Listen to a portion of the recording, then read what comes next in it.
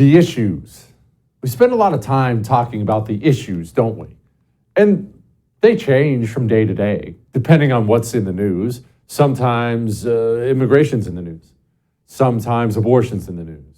Spending, all these things. The news changes, so the issues we're talking about change.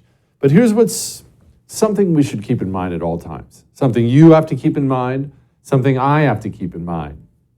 We are unique. You're unique. I'm unique. We are political people. We understand that what happens politically is critically important.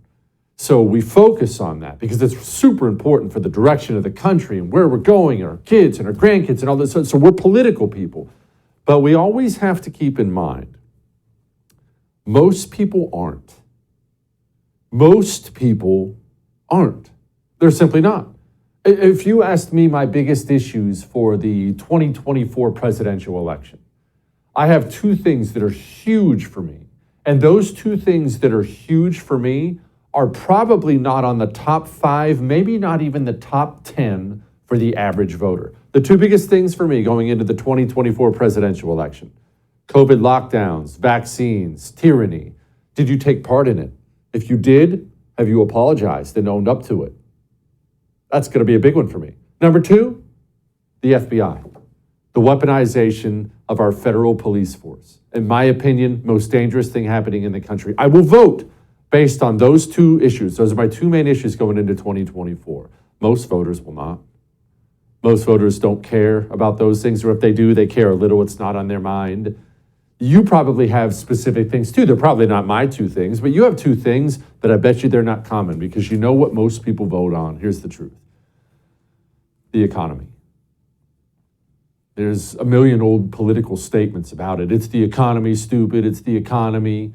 Historically, presidents get reelected when there's no economic downturn. If you're elected president, no matter your popularity, what else goes on, if the economy is still chugging along fine when you're up for reelection, you get reelected. That's a rule in this country. Why do you think Democrats went after Donald Trump so hard? Why do you think they took advantage of his naivete when it came to COVID so hard? They did it because they knew they could wreck the economy. The Trump economy was booming. It was going to get him reelected. Boom. They slaughtered him for it. People vote with their wallets. That's just the truth. And the truth is this: Joe Biden being elected when he got elected is just devastating for the country. Now, there's never a good time to have an old, demented fool who can't speak anymore, who's surrounded by card-carrying communists. There's never a good time to have that guy be elected president. It's not like, oh, wow, it's 1954, we're fine with Joe. No, it would always suck. But man, we quite literally couldn't afford to have Joe Biden become president of the United States of America because of the insane COVID response around the world, but also in this country. We simply put ourselves in a real bind. So when 2020 came around, we really could not afford someone like Joe Biden to be installed, elected, whatever you want to call it. We simply couldn't afford it as a nation. And to be honest with you, if you're screaming at the TV right now, they did it to Trump's economy on purpose, you're 100% right, they did. If you're screaming at the TV right now, they used COVID to stop Trump, to get him out of office, you're right, they did. But let's also keep in mind the insane COVID response in this country began here. We're announcing new guidelines for every American to follow over the next 15 days as we combat the virus. Each and every one of us has a critical role to play in stopping the spread and transmission of the virus. We did this today. This was done by a lot of very talented people, some of whom are standing with me. I know that hurts, but that's where the path to destruction began. The very idea that you should look at your economy when a virus comes, for any reason really, but when a virus comes, that you should look at your economy and say, stop. Everyone stop moving. I'll tell you what we'll do. We'll press pause. And then whenever we feel like it, we'll unpause it, guys. That is insane. Anybody who's even vaguely familiar with how to run a small mom and pop shop will tell you that is insane to do for a nation, let alone a world. You're putting yourself on the path of destruction. Okay, so 15 days to slow the spread put us on the path to destruction. Then 2 years later, Joe Biden runs for office. Now, he knows that Democrats used COVID to destroy the economy so Donald Trump could get elected. Joe Biden knows all that. The problem is when you run for 2 years on being pro-lockdown, you can't get elected and then say, okay, we're done with the lockdowns. So what has the Joe Biden solution been? Lie about it. Look, the bottom line is we made a lot of progress over the last 20 months to build the economy from the bottom up and the middle out instead of the trickle-down economics that failed us the last 40 years. And we just have to keep going, in my view. What I'm most excited about is people are starting to feel a sense of optimism as they see the impact of the achievements in their own lives. So the economy is up, price inflation is down, real incomes are up, gas prices are down and need to come down further. Our economy is strong as hell.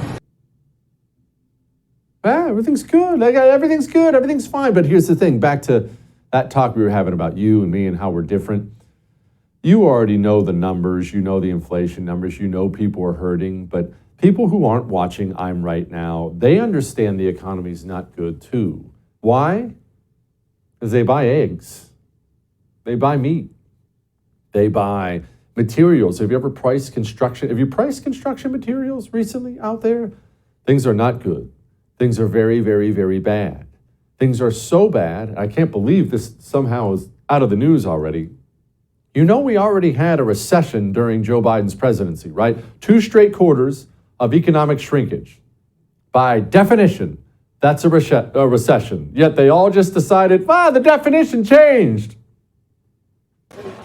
Well, we're certainly in a transition, and we are seeing slowing as we all would have expected. But I think if you look at the full data and the type of data that NBER looks at, virtually nothing signals that this period in the second quarter is recessionary. President Biden has said we've entered a new phase in our recovery, focused on achieving steady, stable growth without sacrificing the gains of the last 18 months. Look at it more broadly at the data, and that's why we're seeing what we're seeing is that we are in a transition. It doesn't seem that the U.S. economy is in recession right now.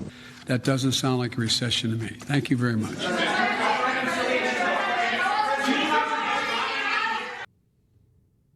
Back to the old Biden strategy of just lie. It's actually quite simple when you have no moral compass whatsoever. Whatever something's going wrong, you just lie. So back to the economy that's going bad. It is bad. And if you're paying attention to anything out there right now, any of the economic indicators from the layoffs to the new home builders, the things they're saying to things like that, you understand that we are heading into a very, very dark period economically, which again circles back to Joe Biden and how we just simply could not afford to have this old fool elected because they are 100% committed to the climate change death cultists whose entire purpose in life is destroying an economy that's already down. Here's our own Treasury Secretary. I think climate change is an existential threat to our globe and to our future.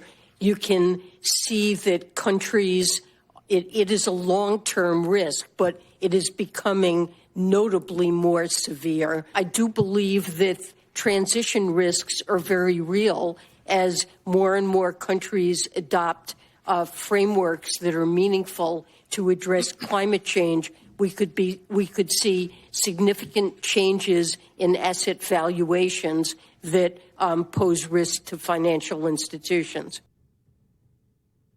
That's the Treasury Secretary. Treasury Secretary is sitting around right now, not stressing about your inflation, stressing about that SUV you drive.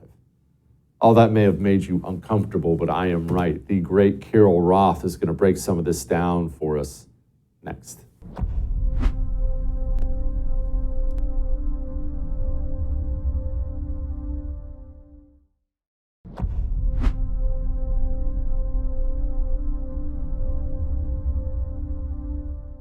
The prices have tripled.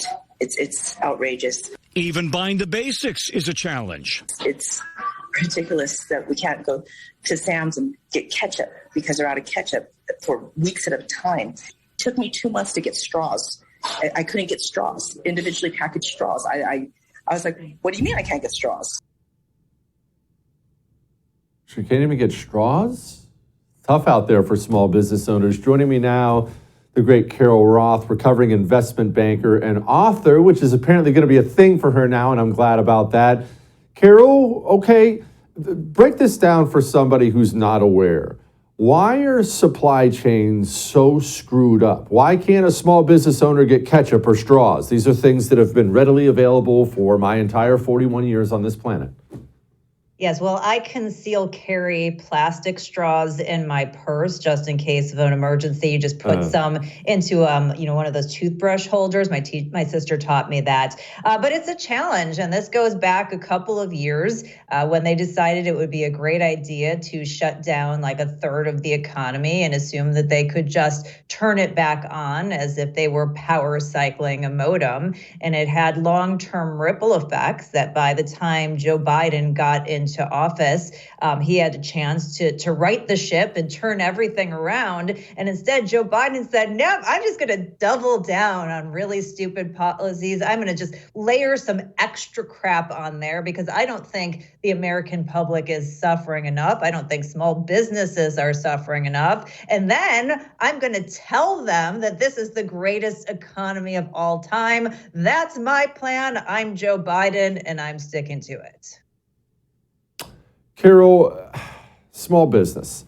What did the government do to crush small business? Because when people think about COVID lockdowns, they think it was bad for business, right? Bad for the economy, whether they support them or didn't support them. And yet they can't quite make sense of why things did just fine at Amazon and Target, but the small mom and pop shops, not so much. Why?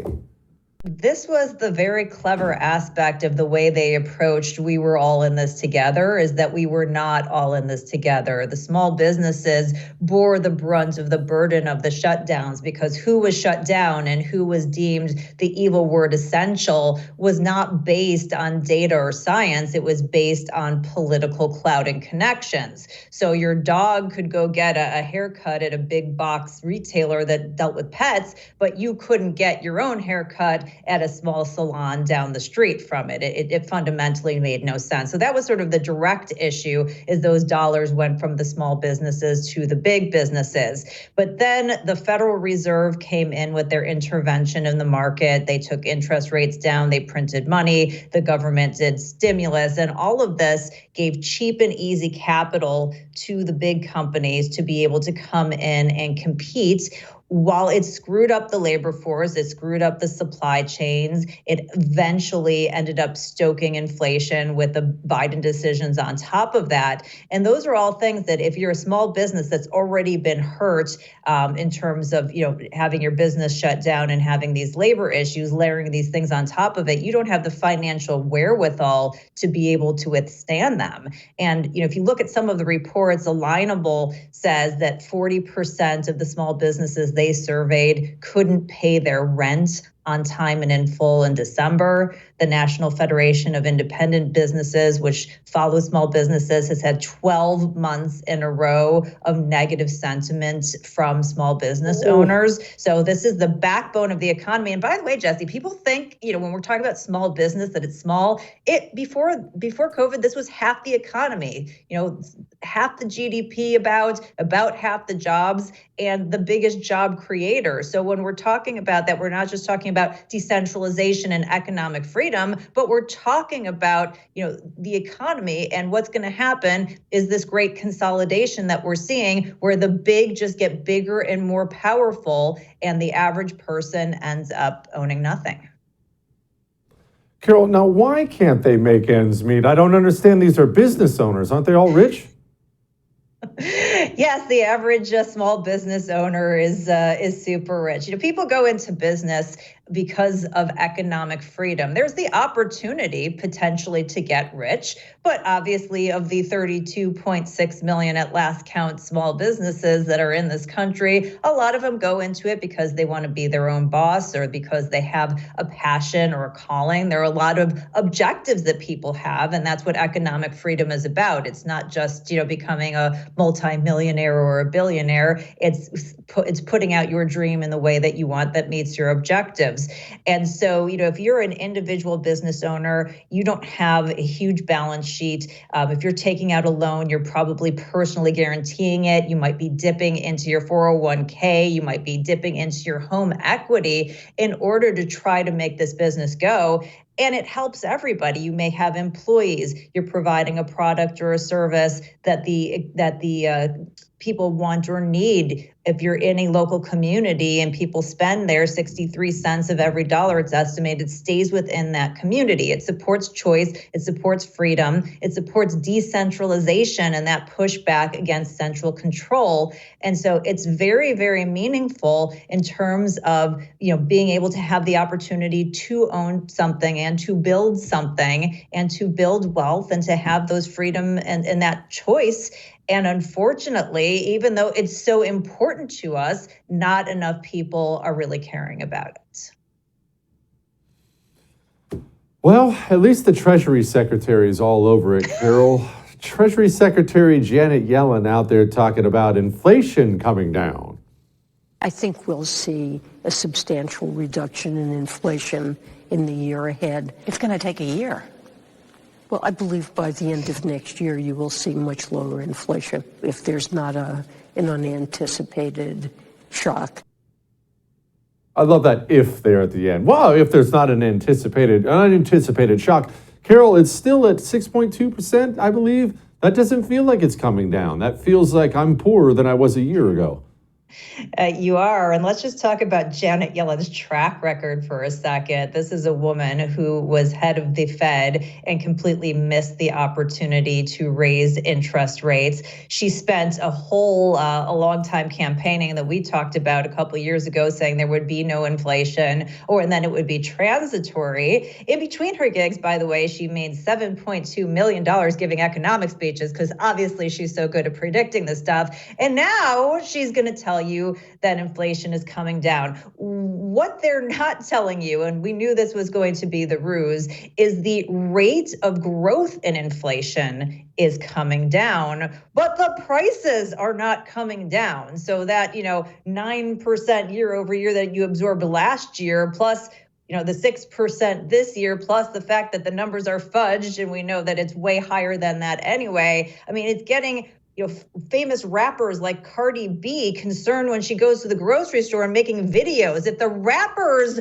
are feeling the heat of the economy, obviously think about what that's doing to the average American, but they're going to sell it to you. They're going to sell it to you. Everything's great. Everything's coming down. It's all under control. But what it's doing is it's wrecking personal balance sheets. This is going to be a personal recession.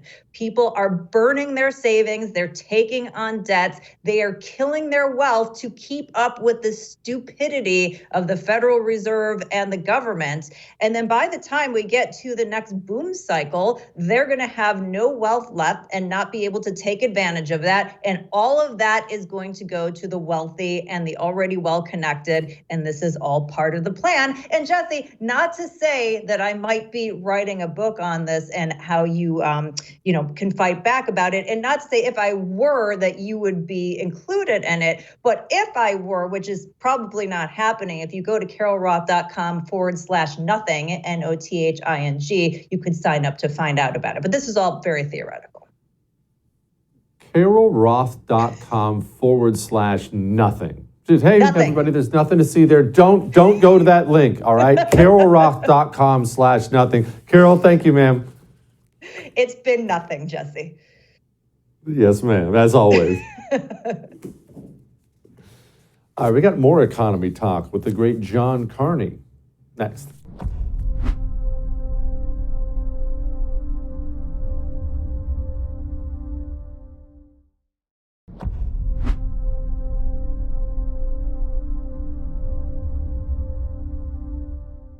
don't think anyone knows whether we're going to have a recession or not, and if we do, whether it's going to be a deep one or not. It's not knowable.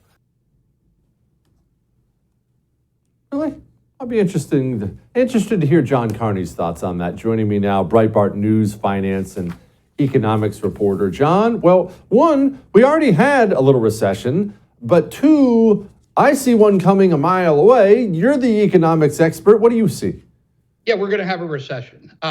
Jay Powell is, look, I get it. He doesn't want to tell everybody, yes, we're definitely headed for a recession, because when the Federal Reserve says that, it freaks people out. So he wants to downplay the possibility, or I would say the definite probability that we are going to have a recession. So he's downplaying it a bit. He's not being too shy about it. If you listen closely, he's saying we're probably headed for a recession. Nobody can tell you definitely we are. But look, we just got a whole bunch of economic data in about industrial production. The Fed, the Philadelphia Fed, the New York Fed, all say that manufacturing is in contraction. The housing market is in contraction. We will have a recession. The only question in my mind is when. Does it happen in the first half of this year, in the middle of the year, or in the back half? I used to be in the back half category. I thought, look, employment is going very strong. I'm now not as certain. I don't think we'll have a recession in the first quarter because employment is still very strong, but we are going to have a recession probably sometime later this year. Oh, gosh. Okay. Can you expand a little bit on what you said? Manufacturing's in contraction, and you bring up home builders. Now, I was reading some stuff about this morning, but I'd rather you do it in your own words. What's happening with home builders, and two, why should we care? Absolutely. So home building is a major source of jobs in America, and it's also a reflection of what's happening in the rest of the economy. When people feel like they can afford homes, when interest rates aren't too high, then home building usually does very well. And it is not just a driver of jobs to build the homes themselves, which it is, and involves a whole bunch of levels of skill of labor. So you have electricians and plumbers, and then you have people whose job it is to dig the hole, right? And so it is a great source of employment in the United States, but it also creates economic opportunity for a lot of other things. When you build a home, you have to fill it with appliances. So that means people who make appliances are working. People who deliver appliances are working. A lot of times when people buy a brand new home, they also buy a car to go in their brand new garage. That might seem weird, but there is a correlation between home buying and people buying cars. So there's a whole lot of economic activity associated with home building, and high interest rates kill home buying altogether. And it is really hurting the home builders right now, because when interest rates are 3%, a lot of people can afford a home. When they're up at 7%, your monthly VIG on that mortgage is a lot higher. And people either need a much smaller home, or a lot of them will just say, you know what, I don't want to pay that much for a house every month. I'm going to hold back. John, can you help me understand something? And I realize this is a stupid question, but I think it helps people. Let's say my mortgage is $2,000 a month when I'm paying 3%, all right? So it goes to 7%. What's my mortgage become, roughly? I know this is rough. I'm asking you to do this live. It's going to double. Because remember, unless you have some sort of funky mortgage, which I will advise everybody, don't get one of these mortgages where you're not actually paying some of the principal and some of the interest every month. When the interest rate goes up, the interest rate portion of your monthly payment goes up. And while the principal might stay the same, so it doesn't quite double, but it comes very close to the interest rate portion does, double. And so you're paying a lot more. Right now, some people are in a position where they own a home. They might have retired, their kids might have grown up, and they're thinking of moving into a smaller home. But if they have a 3% mortgage, it might cost them more to move into the smaller home than staying in the big home. And what does that do? It paralyzes the market, because people who would be sellers of, say, bigger family homes aren't selling to people who want those homes. That drives prices up, which makes homes even less affordable. And that's basically the situation we're in right now. Good grief. Okay, sorry about all the nerdy details, but I find this stuff fascinating. Manufacturing contracting. Now, that can't all be tied to home builders. Why is manufacturing contracting? Right. So a couple of reasons. One, interest rates are high, and that has made people they have to pay more for mortgages when they have them. So it is not unrelated to housing. But also, there's been a huge shift in buying that's been going on for a while now, where we bought a lot of goods during the pandemic. When we were locked in our homes, people bought, exercise bikes. People, got new, redid their kitchen. A lot of manufactured goods were in high demand during the pandemic and the reopening. We're now shifting back to a kind of more normal spending pattern. And one of the things that means is that there's just a lower demand for manufactured goods, both in the United States and around the world. And so we're seeing both in November and December, manufacturing output shrank in the United States, meaning factories in the US produced fewer manufactured goods. And in certain areas like the Philadelphia area, which includes Delaware, part of West Virginia, part of New Jersey and part of Pennsylvania, the Philadelphia Fed says manufacturing in that area has been in contraction for 7 months. So we are really seeing manufacturing in the United States shrink. And the question is, as my friend Larry Kudlow, who works for another network, likes to say, if you're not making stuff, you can't be consuming stuff. So this manufacturing contraction means that eventually we're going to have to start to pull back on consumer spending, and probably employment's going to have to fall as well. Dang. All right. Now, I want to talk about BlackRock and ESG and things like that for a moment, because Larry Fink right now is starting to become, I'm grateful for this, a more public figure. People are waking up slowly to all this. Well, anyway, here's Larry Fink. How much has the political backlash, thank you, to ESG investing had on you and BlackRock? I'm taking this very seriously. We are trying to address the misconceptions. It's hard because it's not business anymore. They're doing it in a personal way. And in the first time in my professional career, attacks are now personal. They're trying to demonize issues. Oh, have we personally attacked that guy who's trying to destroy our way of life? Anyway, John, could you please explain what ESG is and what's BlackRock? I've never heard of these guys. Sure. BlackRock is the biggest asset manager in the world. They manage trillions of dollars of retirement assets for public pension funds, like a lot of teachers' funds, state pension funds give money to BlackRock. A lot of state governments have accounts with BlackRock where they have some money and they're trying to earn some interest on it. So BlackRock is a giant in the investing world. If you look at the largest holders of a lot of stock, you'll see that it's BlackRock or a fund managed by BlackRock that is the biggest holder of many of the Fortune 500 companies. So BlackRock got really enthusiastic about a style of investing known as ESG, which stands for environmental, social, and governance. What this meant was the governance part was, there are certain things that certain people think are good governance, allowing shareholders a good way to vote on issues, not having dual class stocks. That's okay. That's been around for a long time, worried about governance. The social aspect is new. And really in the last decade, I'd say the environmental aspect has almost come to dominate ESG investing.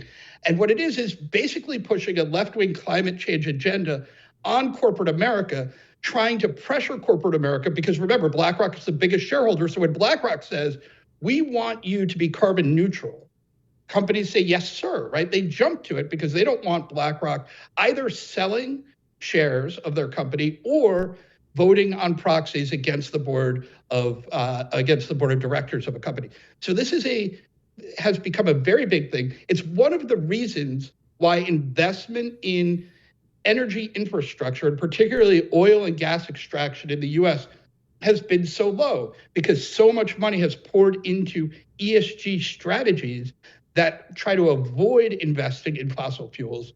So basically what he's saying is, look, I was part of the war on fossil fuels, and I can't believe people have the temerity to get angry at me. He has been pushing this for years.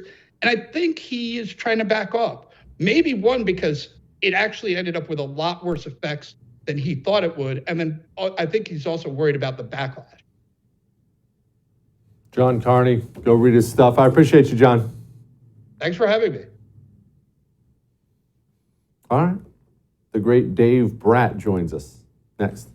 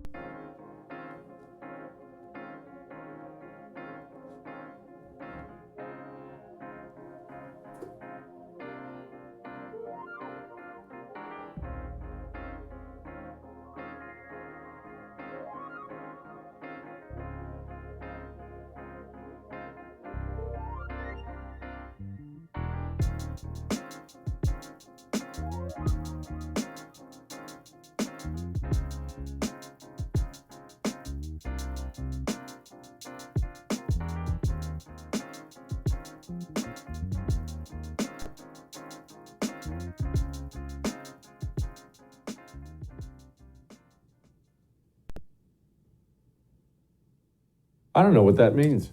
Joining me now, my friend Dave Bratt, former congressman, current dean of business at the great Liberty University. Dave, I went to community college. There was a lot of green and a lot of red. Everything started going up this way in the 1900s. What am I looking at, Dave? That didn't look like crayons to me. I don't understand all this. Yeah, I cannot recommend this site. It's called Gapminder, G-A-P. All the homeschool parents, educators, kids that care about economics, go Google this thing. You can have all the countries. I see your crew got advanced and just highlighted the U.S. and China. So China's the red, U.S. is the green. The significance of this is economic growth in the modern world started at 1800. That in itself is a big deal. So no economic growth prior to that. Everybody on Earth, no matter what your culture, country, economic system, made $1,000 a year to live on, period. Okay, then at 1800, you start getting Adam Smith, free markets, countries choose the free market system. That's the main ingredient. If you choose, there's always been markets, right? The Hebrew Bible's got markets. The Greek agora was a market, but that doesn't get you major economic growth. You have to choose to use the free market system. So you see right there again, over there, 1930, right? The U.S. is moving. We're getting richer. The further to the right you go, the richer you are. So we end up, at $60,000 per capita. But the story on this thing, and keep your eye on the ball. And the only ball to watch, even if all the other 200 countries are on here, is that red ball right there, China. The higher you get is your life expectancy, which just comes straight off of economic growth. If you grow economically, you live longer. And you get all the other benefits. You get human rights and calorie intake and years of education and all that. And so the point of this is, if anybody thinks the Russia-Ukraine war is a major piece of policy you ought to be paying attention to, this video shows you very clearly Russia's nowhere near the China piece. And then if you add, I'll just go real quick, a couple other little variables. One is the percentage of industrialization. You'll see that China is cleaning our clocks on that. You can fiddle with that over on the vertical axis and change it from population or age expectancy for life expectancy. You can change it to percentage of industrialization. You'll see the U.S. has gone down lately. All of Europe has crashed, and China, of course, is going up. Same thing with percent of capital investment, which is the number one driver of economic growth. And you'll see China way up, doing the right thing. The U.S. going down. Europe, yellow countries. If you click on all the countries there, and that's the way it comes loaded. They're in decline. And I don't know if you guys got the second graph I sent over with a purple line at the top, the chart that's got some environmental economic stuff on there. If they have that, they can pop that up. But right now, Davos is going on, and they're all selling the green economy. There's another chart that shows the green economy in Europe has overtaken the the size of the overall economy in the European countries. That's the social choice they've made. So they haven't chosen the free market system. And then, of course, the irony of ironies is the poor countries can't afford to be green. So the only countries that matter for the environment are China and South America, et cetera, right? If you give them a choice between subsistence food, right, like feeding your kids so they don't die, so they have basic nutrition, or being green, let me tell you what button they're going to push when they vote. And so all the Davos folks are over there, and it takes about an 8th grade education to figure this stuff out, right? On the environment, if you don't get China to cooperate, which they won't because they need to survive, that ain't going to happen. So that it just almost proves the Davos Greenpeace is a ruse for them to gain huge wealth. And so I think most people that are following your show also know the Russia-Ukraine piece. The Ukraine has been used as a monetary dumping ground to hide money. And the proof of that is they won't audit the $100 billion that U.S. taxpayers have paid for that war, while the Europeans in their backyard have spent barely anything on that war. So there's a brief summary, and you let me have it, what I did not explain properly. No, you explained it pretty well. Dave, I do have to ask, as we watch that eye-popping chart and all of a sudden the red starts to jet to the right really hard. Right. Why? What happened? Did they discover a big pot of gold over there or something? Yeah. Well, that's what I said. The reason they didn't take off in 1800 is because they didn't choose the free market system. It's a system you have to choose that Adam Smith spelled out. We've always had smart people. The Chinese are plenty smart. We've always had trade, shipping, all that, inventions, but that does not cause economic growth. So what happened in 1970, the Chinese finally chose the free market system. Some market reforms, they allowed it. The Russians opened up politically. The Chinese were wiser communists. They chose to open up economically the markets and stayed totalitarian on the political front. Well, that worked. That'll work in the short run, as Japan taught us as well. Eventually, they run out of steam. And at the reason it's going to end is Xi Jinping, about 2 months ago now, they had the 20th CCP meetings.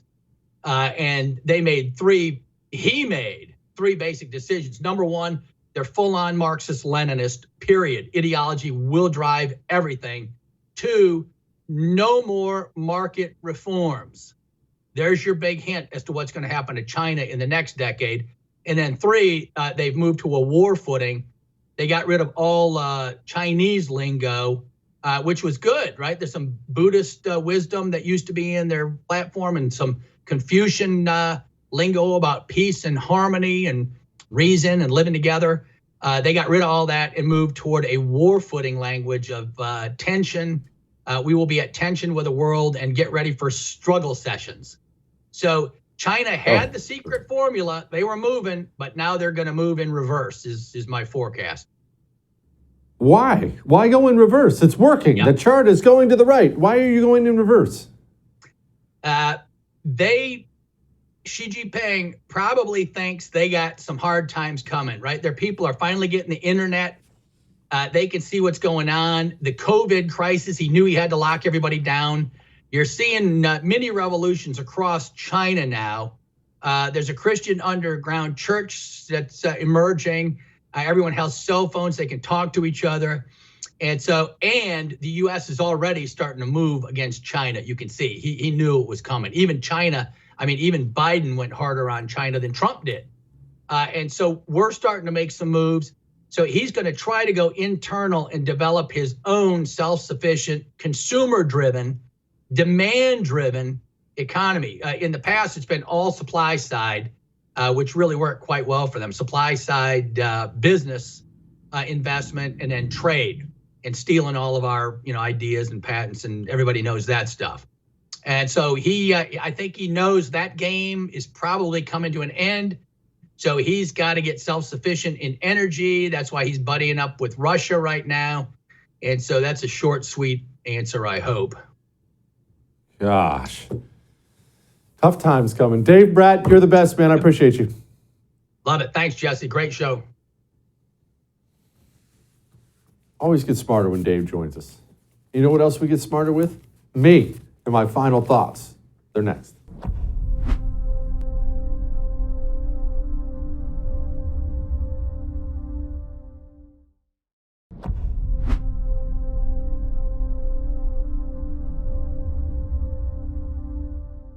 Let's keep in mind that we are a tiny percent. You, me, we're the 1%ers. We're the tip of the spear or something like that, whatever you want to call us.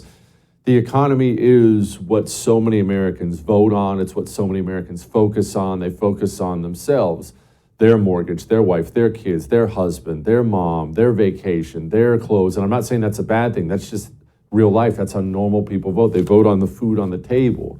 And it's really bad right now, and it's getting worse. Maybe for final thoughts, maybe our final thought should be this.